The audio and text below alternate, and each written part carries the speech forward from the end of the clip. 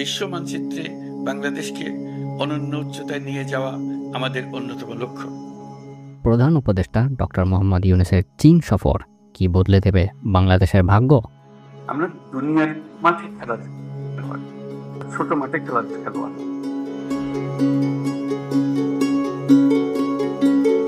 50 বছরে সিঙ্গাপুর যেমন দারিদ্র্য থেকে বিশ্বের শীর্ষে উঠেছে, চীন কি আমাদেরও তেমন দক্ষিণ এশিয়ার সিঙ্গাপুর বানিয়ে দেবে?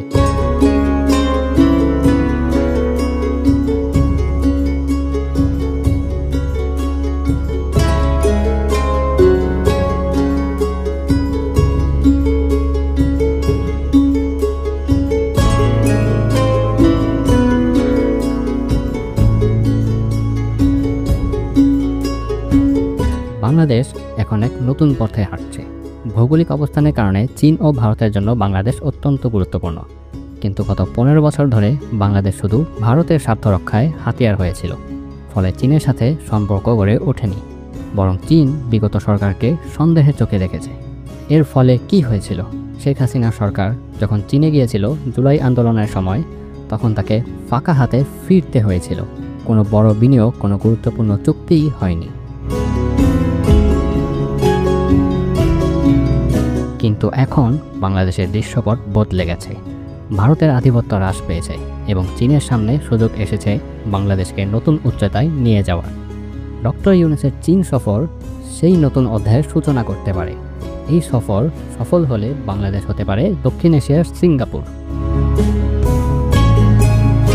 এক সময় সিঙ্গাপুর ছিল একটি দরিদ্র, অস্থিতিশীল অঞ্চল, যেখানে অপরাধ, দারিদ্র্য এবং বিশৃঙ্খলা ছিল চরমে। কিন্তু মাত্র 50 বছরে দেশটি বদলে গেছে। এখন তারা বিশ্বের অন্যতম ধনী দেশ। কিন্তু বাংলাদেশ স্বাধীনতার 50 বছর পরেও রাজনৈতিক বিশৃঙ্খলা, ভারতের আধিপত্য এবং অর্থনৈতিক দুর্বলতার কারণে পিছিয়েই রয়েছে।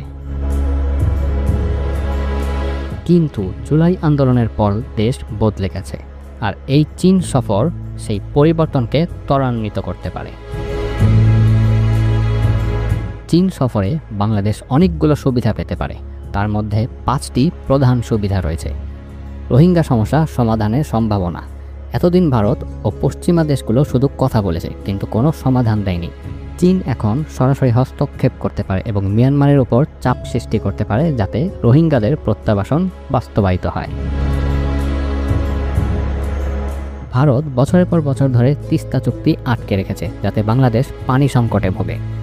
এবার চীন যদি তিস্তা প্রকল্প বাস্তবায়নের দায়িত্ব নেয়, তাহলে বাংলাদেশ পানির অভাবে আর কষ্ট পাবে না, বরং কৃষি উৎপাদন দ্বিগুণ হতে পারে। আমেরিকা চীনের উপর শুল্ক বসিয়েছে, যার কারণে চীন সরাসরি আমেরিকাতে রপ্তানি করতে পারছে না। তাই চীন এখন বিকল্প উৎপাদন কেন্দ্র খুঁজছে। বাংলাদেশ যদি চীনের নতুন শিল্প কারখানার হাব হয়, তাহলে লাখ লাখ কর্মসংস্থান তৈরি হবে, বেকারত্ব হ্রাস পাবে, রপ্তানি বাড়বে এবং দেশের অর্থনীতির উন্নয়ন হবে। এতে চীন এবং বাংলাদেশ উভয়ই লাভবান হবে।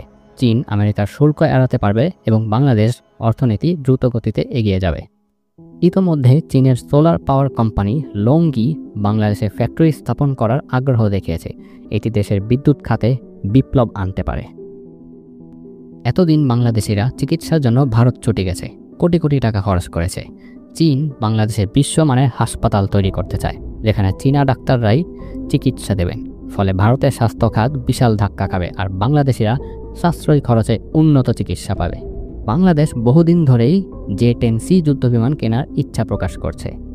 এবার চীন 20-30টি যুদ্ধবিমান সরবরাহ করতে পারে, যা ভারতের সামরিক প্রভাবকে দুর্বল করবে। শুধু তাই নয়, চীন বাংলাদেশে সমস্ত কারখানা স্থাপনের পরিকল্পনাও করতে পারে, যাতে আমরা নিজেরাই আধুনিক অস্ত্র তৈরি করতে পারি। এতদিন ভারত বাংলাদেশের প্রতিরক্ষা নীতিতে হস্তক্ষেপ করত, কিন্তু এবার সেই সুযোগ তারা পাবে না।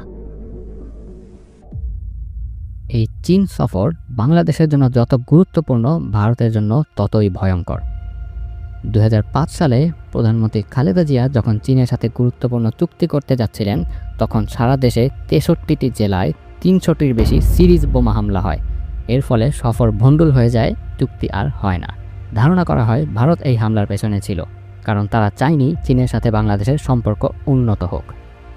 এবারও ভারত একই ধরনের ষড়যন্ত্র করতে পারে। তারা চায় না বাংলাদেশ চীনের সাথে ঘনিষ্ঠ হোক, কারণ এতে বাংলাদেশ আর তাদের করদ রাজ্য থাকবে না। প্রধান উপদেষ্টা ডক্টর মোহাম্মদ ইউনূসের চীন সফর শুধু একটি কূটনৈতিক সফর নয়, এটি বাংলাদেশের ভবিষ্যৎ বদলে দিতে পারে।